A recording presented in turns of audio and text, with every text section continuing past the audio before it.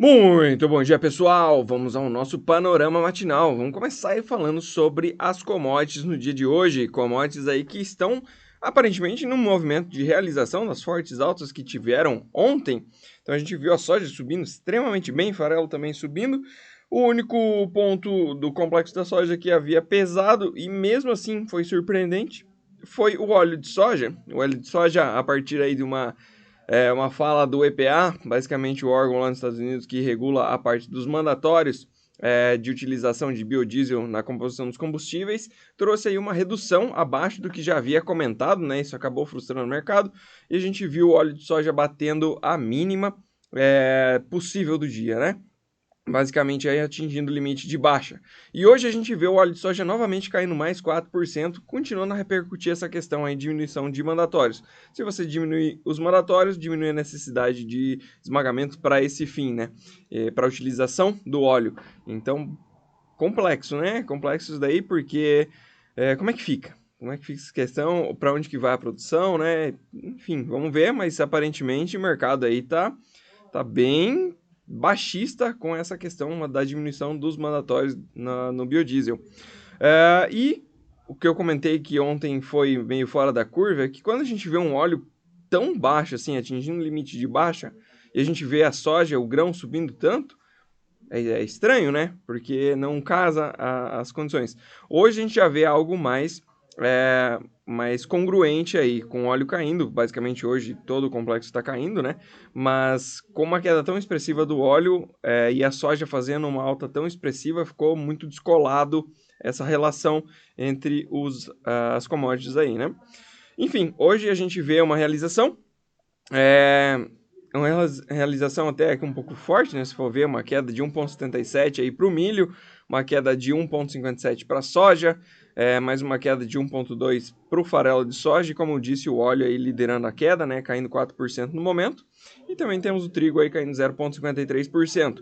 O que me faz pensar que talvez, além de ser uma realização, haja realmente aí um volume de chuvas que a gente ainda não está vendo, que o pessoal de lá que mora lá, enfim, negocia lá, esteja vendo, né? Talvez esteja chovendo aí em regiões mais críticas e esteja ajudando nesse movimento de baixa no dia de hoje.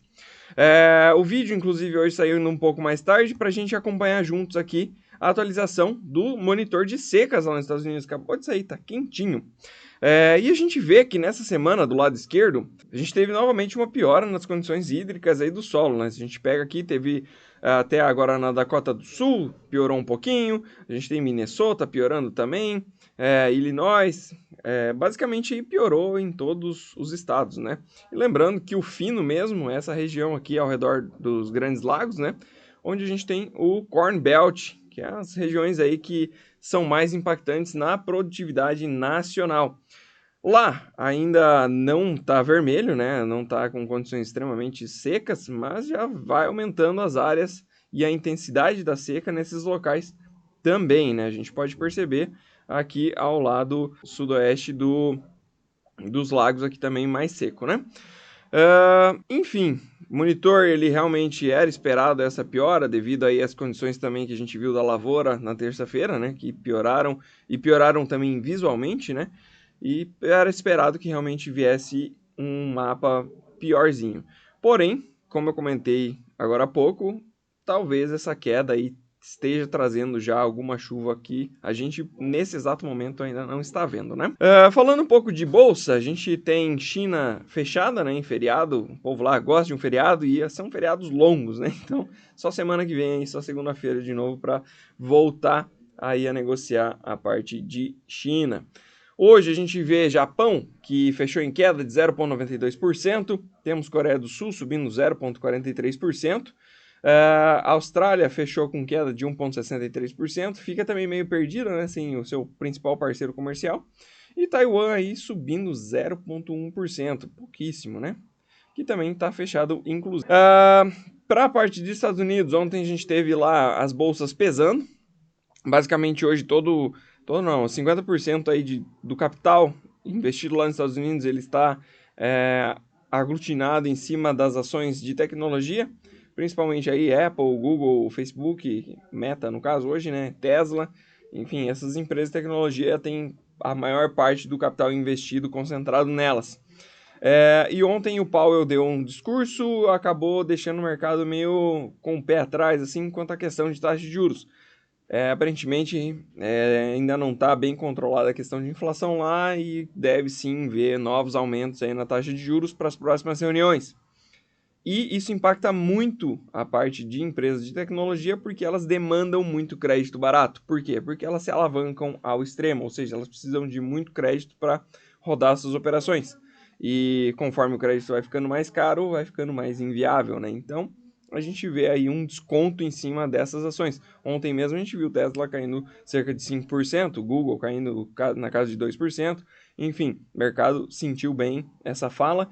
Hoje tem mais uma fala do Powell, que é interessante acompanhar para ver como é que ele vai lidar com essas questões que ficaram mais em aberto no dia de ontem. Mas enfim, a gente vê hoje a S&P caindo 0,18% no momento, lembrando que é o mercado futuro, né? O mercado à vista deles abre só às 10h30, e vemos aí Nasdaq caindo 0,23%. Aqui para o nosso mercado, ontem tivemos decisão de taxa de juros, como eu havia dito nos vídeos anteriores, a expectativa era que se mantivesse a taxa de juros e que o importante seria realmente o comunicado, o que esperar para frente. Taxa de juros veio em linha, 13,75, manteve, né? Estamos nesse patamar aí já 4 reuniões, se eu não me engano. E o comunicado, ele foi um pouco baixista, frustrou o mercado aí que esperava que houvesse alguma sinalização de corte na próxima reunião já de agosto. Porém, nada disso. Inclusive, foi dito ali pelo FONC, né, que é o órgão que decide a taxa de juros do nosso país, que a expectativa é que a inflação volte a aumentar aí para o segundo semestre.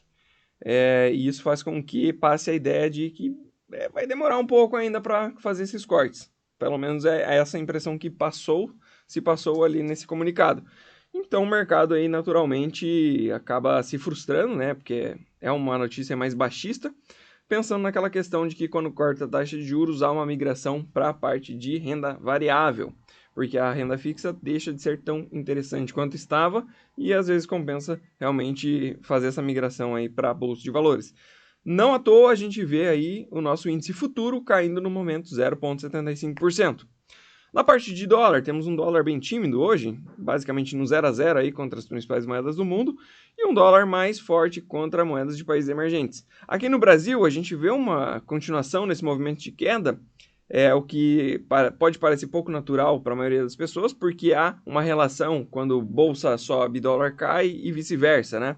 Porém, com essa notícia, passa o seguinte: a taxa de juros vai se manter mais alta por mais tempo e continua sendo atrativa para trazer capital estrangeiro para cá e aproveitar essa taxa, na chamada operação de carry trade, né? Onde você empresta um dinheiro em países com taxas mais baixas e reempresta ele aqui no Brasil com taxas mais atrativas. Lembrando que o Brasil continua aí sendo o país com a maior taxa de juros real do mundo. Então, é um horizonte, sim, de investimento de estrangeiros e que faz com que cada vez mais entre fluxo estrangeiro para cá, diminuindo aí o preço do dólar no nosso mercado. Por quê? Porque o volume de dólar aumenta, né? Então a gente vê esse movimento hoje de dólar e bolsa caindo aqui no Brasil. Hoje temos um petróleo que também está trabalhando em queda, no momento caindo 2%, cotado a $71 o barril. Minério de ferro tem a cotação aí da madrugada, caiu 0,99%, cotado aí a 797 yuans por tonelada, abaixo aí da região de 800 yuans. Lembrando que agora com China em feriado a gente vai perder a referência deste minério, que é negociado lá na bolsa de Dalian. Para hoje, como eu comentei, a gente tem a fala do Powell, que vai ser ali às 11 horas da manhã. Interessante acompanhar para ver o que vai sair dessas falas, né? Como é que o mercado vai reagir. Se acabar puxando os Estados Unidos, pode ser que aqui acabe invertendo. Porém, eu acho que o tom aqui no Brasil realmente é para fechar num dia com um pouco mais de realização. Aproveitando que o mercado vem subindo bem há várias semanas.